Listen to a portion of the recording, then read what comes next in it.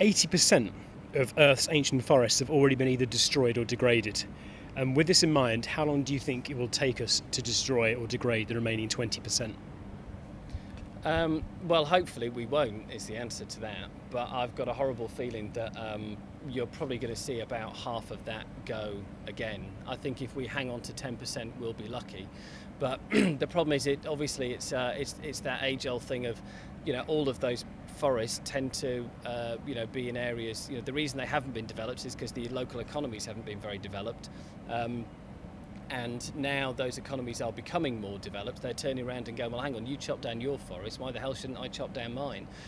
So again, it's all about, the challenge is finding some kind of international system where we can, improve the standard of living in countries, non-first world countries, without constantly tying their hands in terms of what they can do with their natural resources. But again, that involves some kind of collective global thinking, and as a race we don't seem to be very good at that at the moment. Should cannabis be legalised? Cannabis should definitely be legalised.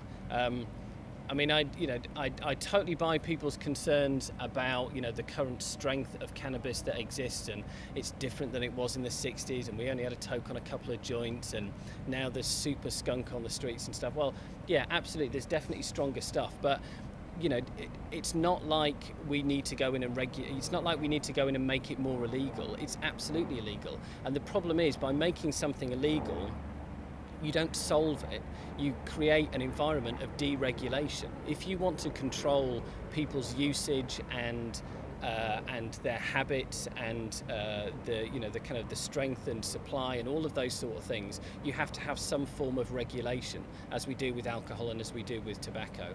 And turning your back on it simply creates a massive black market and shoves it underground, and that doesn't do anybody any favours. In London alone, 7,000 historic family-owned shops have disappeared in the past 6 years alone. Which is your favourite clone high street store and why? Oh, wow. My favourite clone high street store. Do you know what? I don't really have one, to tell you the truth. And I really have got to a point now where I've kind of fallen out of love with the British high street. I find, and not, I'd like most people, I can bang on about it, but the reality is that you spend a lot of money there. But I find there's just an enormous lack of imagination going on. I pop into Top Man occasionally and buy underwear. I think it's probably as far as I go on that one. There's an endorsement. And the last question in every series is one specific to you as an interviewee, which is obviously relating to journalism. And I just wanted to ask, with journalism statistically being one of the most, if not the most elitist professions in this country, and actually year on year becoming less representative socially, what can be done about that? And if I can ask you a specific question about NME, for example, how many black or Asian journalists do you have working within NME? And with that figure, whatever it happens to be, in mind, how does that affect your content and what you decide to review or cover? Okay, well, going from the top down, I know what you mean about journalism as a profession generally, but I think mostly that relates to our national newsrooms, be they newspapers or television or radio, I suppose. I've never worked in any of those environments. I really don't quite understand how it is that there is this public schoolboy perpetuation there.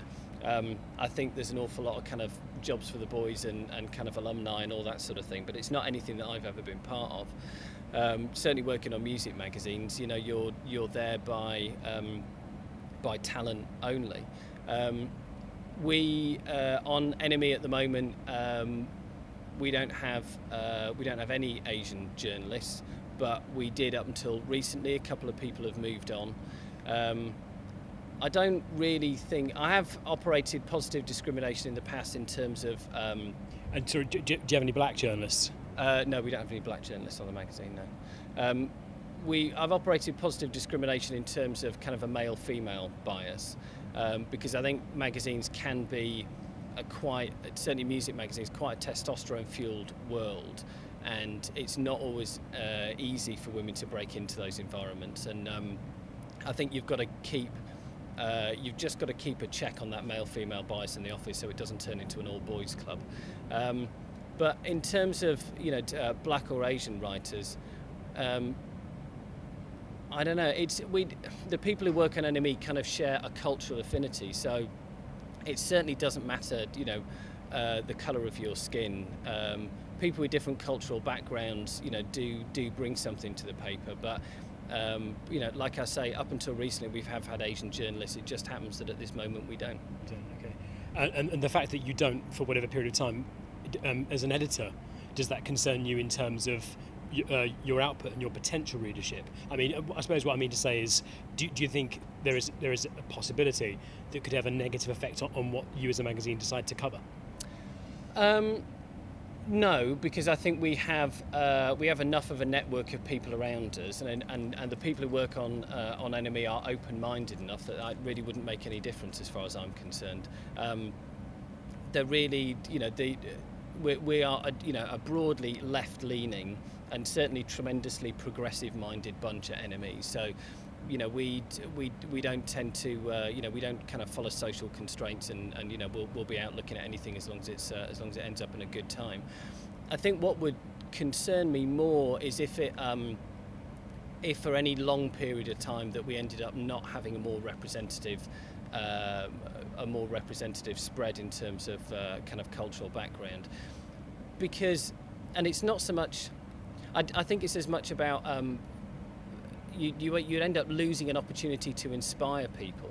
I think if somebody's from an Asian or a black cultural background and they see a byline from somebody who is clearly from the same background, I think that can be quite an inspirational thing, and I think that you could have a huge impact across the country with that. So it's not something that I'm kind of sat up at night worrying about, but it's an opportunity that is on my mind long term.